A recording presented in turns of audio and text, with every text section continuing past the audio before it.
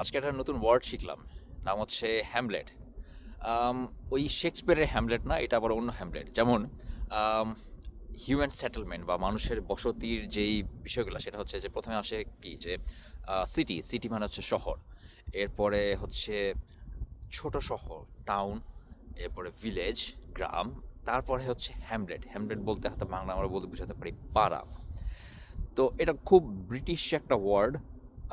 শুধু ব্রিটিশ না, কিছু ইউএসএতে বা কানাডাতেও আহ, আংশিকভাবে এই শব্দটা ব্যবহার হয়।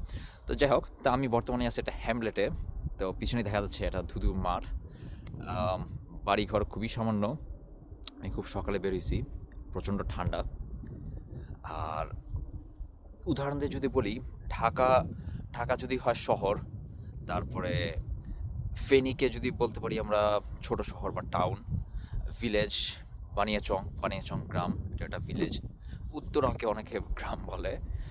আর হ্যামলেট আমরা বলতে পারি হচ্ছে ওই বান্দরবনের কোনো প্রত্যন্ত অঞ্চলের যেই এলাকাগুলা, সেগুলো হয়তো গ্রাম পাড়া হইতে পারে। তবে পার্থক্যটা হচ্ছে, ওই বান্দরবনে ওই গহীন পাড়াতে গিয়ে আপনি হয়তো অন্তত একটা চায়ের দোকান পেতে পারেন, কিন্তু এখানে কিচ্ছু নাই। এখানে জাস্ট কয়েকটা বাড়িঘর, আর কিছুই নাই।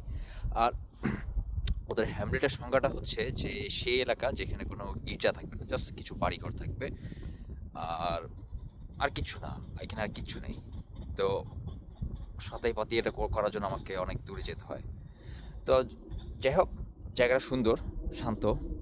তবে আর যাই হোক, আমি চাটা মিস করি অন্তত সকালবেলা। শীতের সকালে একটু চা খেতে পারলে ভালো হতো। এমন হতে পারে যে আমি চিন্তা করতেছি যে এখানে হয়তো ওই হ্যামলেটে একটা চায়ের ব্যবসা শুরু করে দিব। ব্রিটিশের চা বেশ পছন্দও করে।